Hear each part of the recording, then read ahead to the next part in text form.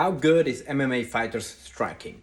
Now, a lot of strikers, especially a lot of boxers, talk a lot of shit about the striking of modern professional MMA fighters, saying they are not as good and any good boxer or kickboxer would just come and mess them up. And they will like to point out that MMA fighters who have been boxing did not fare very well. Now let's talk about that. There's two sides to this argument. How good are MMA strikers in boxing? And what is striking in MMA? How good would a boxer do in MMA? So first of all, I think the MMA fighters that so far competed in boxing did extremely well. Like McGregor did extremely well going 10 rounds against arguably one of the best boxers of all times. And he hit him, he touched him. So his boxing is quite good, right? If you think about that, going in boxing takes away about 90% of the skill set of a professional MMA fighter. He cannot apply about 90% of what he does. He cannot kick, he cannot grapple, he cannot knee strike, he cannot elbow strike. He cannot even do all the punches. Like boxing is so incredibly limited. You can only do like straight punch with the front part of the fist. You cannot back fist, you cannot hammer fist, you cannot like inward punch or slap or any of those punches is not allowed.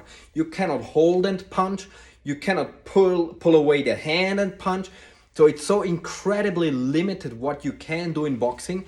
And so a generalist, an MMA fighter, faring that well against a boxer is a sign of extreme skill. But when you talk about striking in MMA, the mistake that most boxers or kickboxers even do is they want to see boxing, but you have to adapt your striking for it to be viable in MMA. You cannot strike the same way.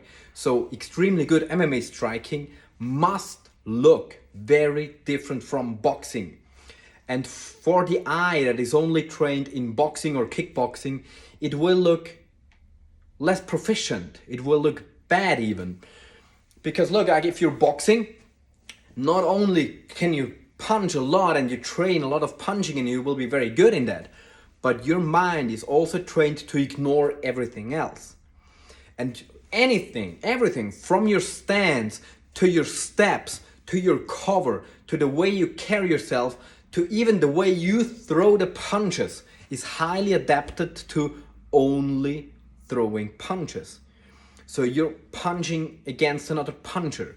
You obviously need to stand very different if you have to deal with kicks. Even if you would be only using your hands in an MMA fight, you would need to stand different from how you stand in a boxing fight. Because you need to be able to defend the kicks, you need to be able to defend the takedowns. So your stand needs to be adapted a lot. Then also your cover needs to be adapted if you probably need to wrestle and if you probably also need to defend kicks. So you need to stand very different. And also an incredible difference is the small gloves. They change the style a lot. If you punch with no gloves or with MMA gloves, your cover is different and your punches ought to be different. Single strikes are much more important compared to combinations. In boxing, that single striking is seen as a sign of a beginner, and more proficient boxers are using a lot more combinations, and that is a much more risky in MMA and much less needed. Because of the small gloves, it's much more difficult to use a cover and it's much more difficult to defend against the punches. And that drives you to stay a bit more out in distance and use like those short attacks and get out again. And you gotta take a lot less risk. You cannot be covered and stay in and trade punches because you cannot defend as well, right? And every single punch is more effective. That just drives you to boxing different. So if you're an extremely good MMA striker, you will not box like a boxer and you will not kick like a kickboxer. If you're an extremely good MMA striker, if your striking is extremely good in a fight that your opponent can also use elbows, knees, wrestling, grappling, all of that, then your striking will again look a lot different.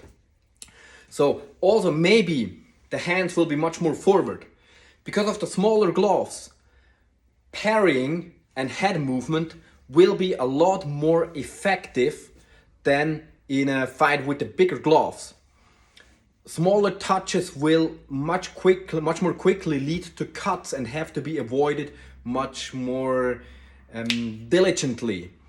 So it's more, the parry is more important compared to how important it is in boxing. Head movement is more important versus how important it is in kickboxing, and at the same time you must reduce your head movement a lot more. You cannot use the head movement from boxing because you would be off balance too much. You would be more open to kicks a lot. Many boxers think that kickboxers have bad head movement because they don't use a lot of it compared to boxing, but they have to reduce the movement because of the knees and the kicks, and in MMA even more so. So while head movement is incredibly important in MMA, you have to scale it down for it to be effective and not cost you too much. Same with footwork, right? You just need to be more careful with your step because somebody might kick you or might double leg you. So everything has to be much more careful.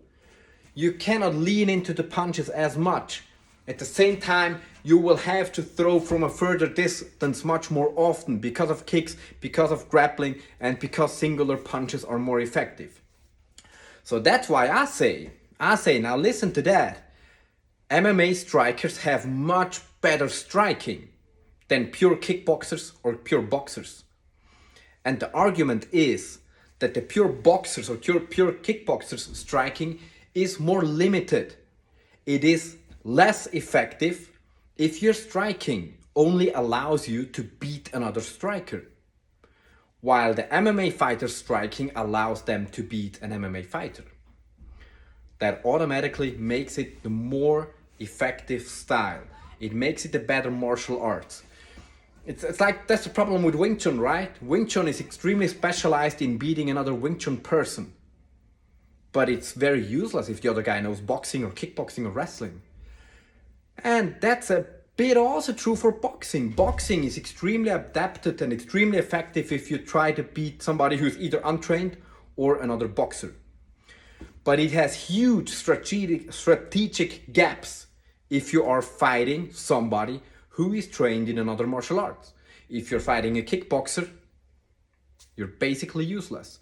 If you're fighting an MMA fighter, you're basically useless. The only chance of a boxer against an MMA fighter is to prohibit the MMA fighter from using 90% of his skill set. MMA fighters striking is better than boxers or kickboxers striking. Deal with it.